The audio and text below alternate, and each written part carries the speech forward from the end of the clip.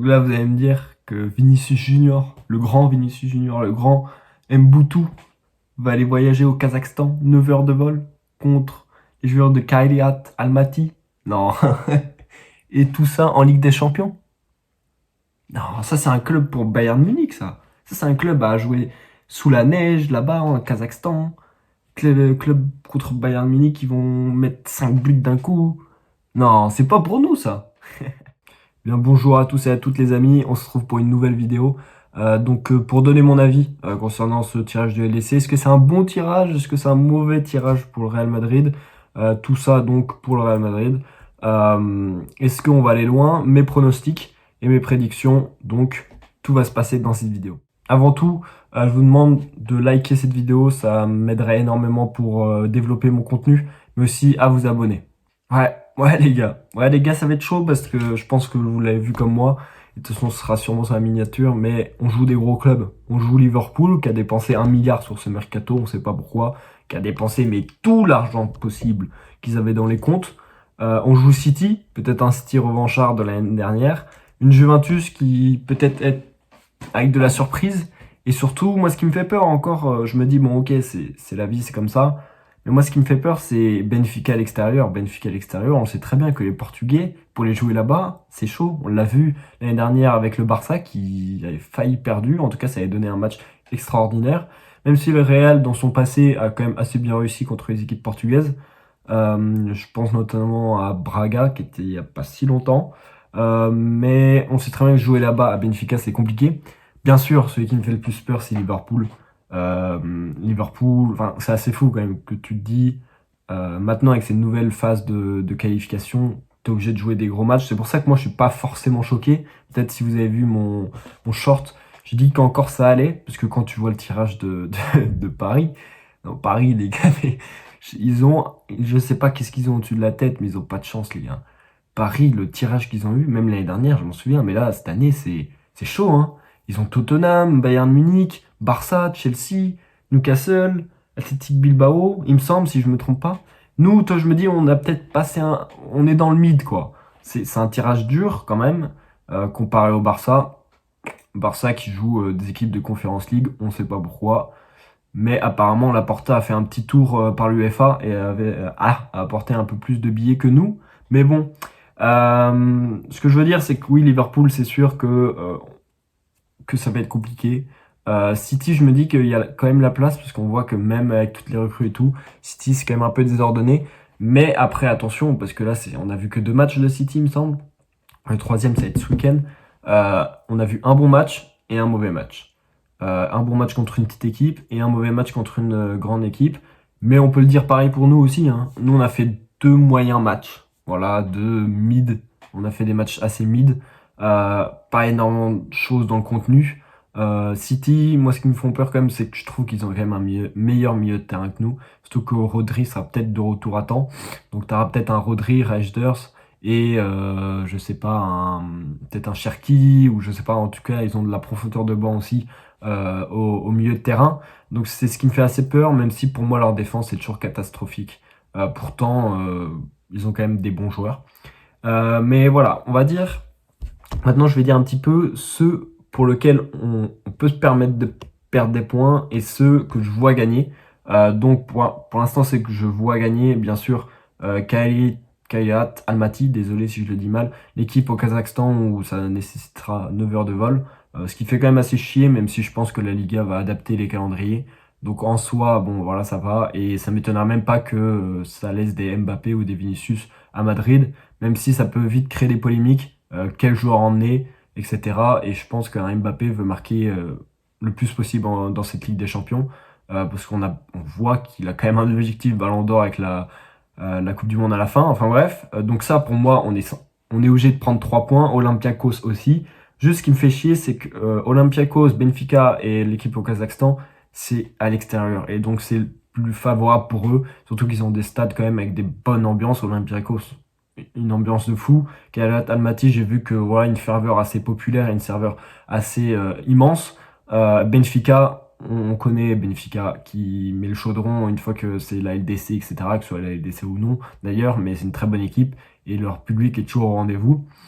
Donc je trouve que en déplacement, même si ouais, il n'y a pas de bonnes équipes en déplacement, à part Monaco, mais t'as quand même Liverpool, Benfica, Olympiakos et l'équipe au Kazakhstan. Donc c'est que des déplacements difficiles, même si on sait que le Real aime bien les déplacements en vrai, je trouve. Même si pendant un moment le match aller-retour à domicile, voilà, c'était comme ça, mais je trouve que la tendance s'est un petit peu inversée quand même. Et je trouve que à l'extérieur, on arrive quand même à être bon. Je pense notamment au match de City l'année dernière. On avait gagné 3-2, il me semble, si je ne me trompe pas. Je m'en souviens avec le dernier but de Bellingham qui fait sa petite célébration. Donc, pour moi, l'équipe au Kazakhstan, on est censé prendre 3 points. Olympiakos aussi et Benfica. Bon, faut qu'on prenne 3 points. Après, ça m'étonnerait pas qu'on fasse un match nul. Monaco, on doit prendre 3 points. Et Marseille aussi. Et Juventus, pour moi aussi, parce qu'on l'a vu à la Coupe du Monde des clubs. Euh, on était au-dessus. Et je pense que tu sais, Juventus, ça peut être une équipe pas si mauvaise, mais on arrive à gérer sans trop de problèmes. Après, là, c'est la Ligue des Champions. Là, je compare avec la Coupe du Monde des clubs où tout le monde n'était pas assez préparé. On n'a pas eu tous nos recrues, etc. Mais j'ai pas l'impression que le Juventus cette année, c'est une folie non plus. Donc, je me dis que ça peut être un match où, certes, sur le papier, c'est assez énorme, mais que la Juventus face au Real Madrid peut vite être désordonnée et peut-être avoir un peu peur. Donc je me dis que c'est peut-être un match qu'on peut gérer tranquillement, etc. Marseille, c'est à domicile.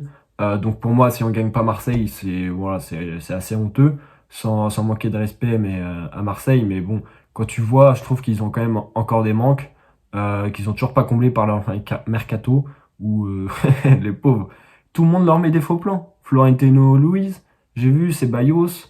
Non, c'est trop miskin. Et peut-être Ceballos sera titulaire contre eux, on verra. Mais voilà, donc ceux qu'on peut se permettre de perdre des points, je veux dire, c'est City et Liverpool. Les autres, on est censé gagner. Il y aura forcément une erreur, je pense. On va pas faire du 6 sur 6 en victoire et 2 nuls. Je pense pas que... voilà. Enfin, de 6 victoires et 2 nuls, ça m'étonnerait. Je connais bien mon Real Madrid et j'ai bien vu l'année dernière. Je sens que cette nouvelle méthode de Ligue des Champions de qualification n'est pas favorable à nous. On l'aime pas. Nous, on préférait les phases de groupe, même moi personnellement, parce qu'en fait, je trouve que ça fait vraiment beaucoup de matchs et du coup, à force, au fur et à mesure, bah, ça va être forcé en fait. Ça va être des matchs qu'on aura déjà vus quand ce sera une finale de Ligue des Champions, qu'on aura déjà vu peut-être dans l'année. Et moi, je trouvais ça bien à l'époque que une grande affiche, c'est pas tous les jours. C'est ça qui fait monter la hype, etc. Alors que là, regarde, t'as du PSG Barça, t'as du PSG Chelsea, t'as du Real Madrid Liverpool. T'as du Liverpool Inter? Non, peut-être pas. Non, non. Mais en tout cas, ce que je veux dire, c'est qu'il y a toujours des grosses affiches. Et donc, on est même plus hypé, même si, bien sûr, si c'est une finale, on est toujours hypé. Mais je pense que vous voyez ce que je veux dire. Je trouve ça un peu dommage quand même. Mais ce qui est bien, c'est que ça laisse leur chance aux petites équipes. Ça, c'est le grand argument et peut-être le seul argument. Ou alors, peut-être, il y en a qui aiment bien les grandes affiches. Mais moi, je sais que j'ai un peu du mal. Enfin bref, concernant donc mon avis final, on va dire, euh, sur cette LDC, je dirais donc victoire contre Monaco. Moi, ce que j'aimerais bien, hein. Victoire contre Monaco, victoire contre Marseille, victoire contre Juventus. Et limite, j'ai plus peur de Benfica à l'extérieur que Juventus à domicile. Donc Benfica, je veux dire, ça m'étonnerait pas qu'on fasse un match nul. Olympiakos, faut qu'on gagne absolument là-bas, y a pas de choix. C'est des équipes contre lesquelles on est obligé de prendre des points. Et l'équipe au Kazakhstan, ça va être chiant. Je pense que ça va être relou. En vrai, ils vont nous bouger un petit peu au début. Je connais bien mon Real Madrid contre les petites équipes. Des fois, on peut se faire bouger. On se souvient, Sheriff, je sais plus quoi, là, ce club venu de tout droit du Texas. Je sais pas où est-ce qu'il était ce club, mais qui nous avait battu à domicile. Bon, au final, on a gagné la LDC à la fin. Mais voilà, donc je trouve que contre Liverpool, en vrai, quand tu repenses, l'année dernière, on n'était pas si loin que ça, hein. Peut-être vous allez me prendre pour un fou, mais il y a eu le péno raté de Mbappé. Et bon, un match catastrophique de Mbappé. Moi, j'ai hâte de voir la revanche. Et je pense que ça va être aussi une revanche de tout le club, en fait, de tous les joueurs. Ils ont envie de prendre une revanche contre Liverpool. Parce que c'est vrai que ce match nous avait fait quand même très mal. Mais voilà, donc Mbappé doit prendre sa revanche contre Liverpool. Vinicius, on le sait très bien que contre Liverpool, il aime beaucoup. Remettons en place Vinicius. Je te le dis clairement, remettons en place parce qu'en ce moment, c'est pas la folie. Mais contre Liverpool, vas-y, j'ai confiance en toi. Et donc voilà, je pense que Liverpool, sur un malentendu, ça peut peut-être le faire. Surtout que c'est une équipe, quand même, je trouve, qui est désordonnée. Moi, ce que j'aimerais bien, c'est qu'on la joue au plus vite possible. Parce que là, bon, après, ce qui me fait peur, c'est qu'ils vont recruter Isaac, en fait. Donc les mecs, ils ont déjà dépensé 300 millions, ils vont lâcher 140 millions sur Isaac, plus, allez, peut-être 45 millions sur Gueye. On sait pas d'où ça vient. Le fair play financier, je pense que ferme les yeux et est en train de dormir. Mais enfin, donc je pense qu'il y a peut-être moyen d'accrocher un nul quand même à l'extérieur, voire une victoire. Surtout que Liverpool à l'extérieur, on les a déjà gagnés. On se souvient avec Benzema qui met un but de victoire, etc. Donc pourquoi pas, même si c'est le grand Liverpool. Mais je me dis, ils ont peut-être fait trop de folie, ce mercato, sachant que l'année dernière, ça marchait un petit peu quand même. Enfin, ça marchait même bien, même si ce qui a fait tâche, c'est l'élimination en huitième de finale. Mais sinon, ils ont gagné la PL haut la main. Donc, je dirais que on peut peut-être accrocher un nul si on part en mission, etc. Surtout qu'on part pas en tant que favori. Pour une fois, on est Real Madrid, on part pas en tant que favori, on part pas en tant que perdant non plus. Mais voilà, on est plus outsider que voilà, on est gagnant sur le papier, etc. Après, bien sûr, là, tout ce que je vous dis, c'est ça, il y a plein de choses qui vont changer parce que là, on a fait que 2 matchs. Mais j'ai hâte de voir en tout cas.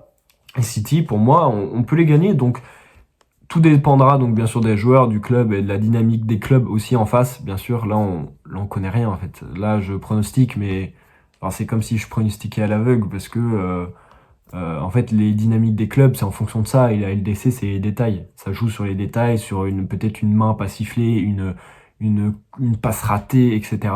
Qui peut jouer peut-être ta qualification en huitième de finale. En tout cas, j'espère cette année être parmi les 8 premiers. Ça nous éviterait de passer par la phase de repêchage, pardon. Si on n'est pas parmi les 8 premiers, bah, faudra passer par la qualification. Et si on n'est pas par la phase de repêchage, c'est la crise. C'est la crise, les gars. Donc j'espère que vous avez kiffé ces petites vidéos. C'était une petite vidéo assez simple, assez courte, concernant donc la LDC et mon pronostic.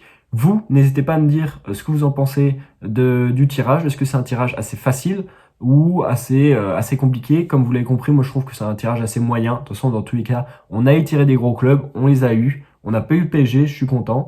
Et dites-moi aussi votre pronostic. Pour vous, on finira à quelle place et contre quel club on va gagner, contre Liverpool, City, etc. N'hésitez pas à me dire ça et abonnez-vous et mettez un like.